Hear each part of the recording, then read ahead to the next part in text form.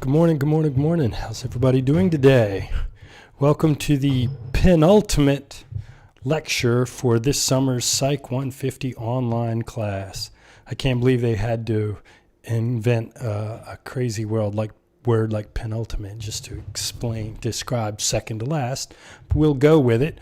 I've had a lot of fun this semester lecturing to everybody and getting your feedback. It's been fun online. And thanks to everybody who's shown up this summer so religiously. KB, good to see you. Hi, Amanda, good to see you too. Donnie Hans checking in from Emerald Isle where he is on vacation. You know, this is the nice thing about virtual learning. It has some downsides, but you can either be in upstate New York or Emerald Isle or Puerto Rico if you want to, right? And really, you can just learn anywhere. But it is difficult when you don't get to see your friends and get to interact with your teacher. You know, I kind of miss interacting with real students. Everybody doing all right today? Questions? Any questions? I'm going to finalize the review sheet for the final exam, but I just want to make everybody aware you are going to have to know some stuff from earlier in the book. I am going to expect that you know everything from the biopsych chapter. So all of the brain parts, all the neurons, all the neurotransmitters, all the things we've continued to talk about throughout the semester will be on the test. And for the love of goodness, you better know what the amygdala is. We've only talked about it half a dozen different times, right? The hippocampus, what the frontal lobe does, what the temporal lobe does. I want you to be familiar with all of that.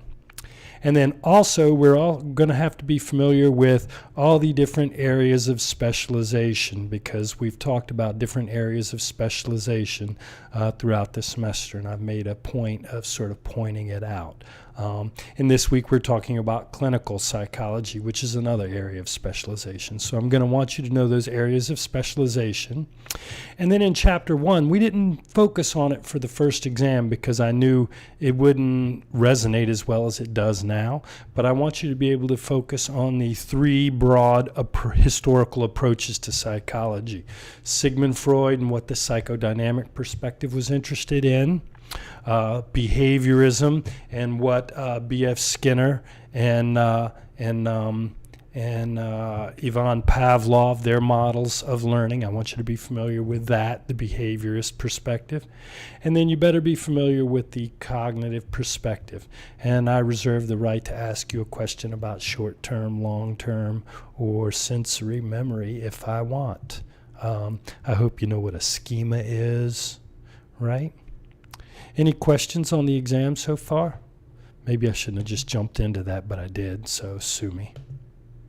Looks like we got 7 people here. It's 11:02, so let's go ahead and get started with the lecture. Okay, let me fade in the old lecture. Okay, so we're going to talk briefly about who treats psychological disorders. We're going to talk about the 3 broad approaches to treatment. And then I'm going to spend most of my time today talking about the most common form of talk therapy that you're going to see now, which is cognitive behavioral therapy. Tomorrow we're going to talk about biomedical therapies. We're going to talk about drugs, psychosurgery, electroconvulsive therapy, and other biological treatments. But today we're going to focus mainly on the behaviorist, cognitive behavior form of talk therapy. Any questions so far? I hope everybody's doing well. First, let's talk about who's going to help you if you have a problem. Now, there are different types of people who are working in the clinical psychology profession. Each one of these areas that you see below you represents an area of specialization.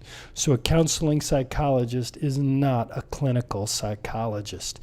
A clinical psychologist is not a psychiatrist, and a psychiatrist is not a counseling psychologist. These are 3 different areas of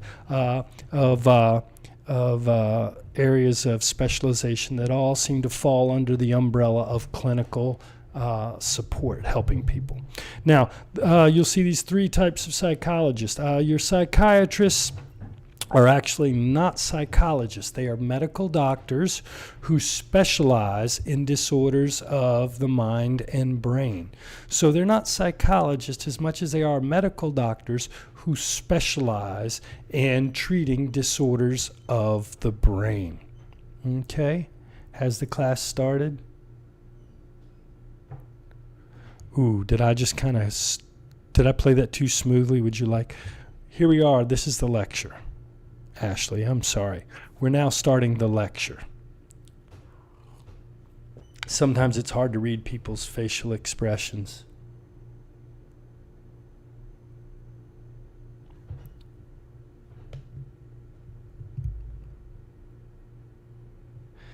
Are we having trouble seeing me?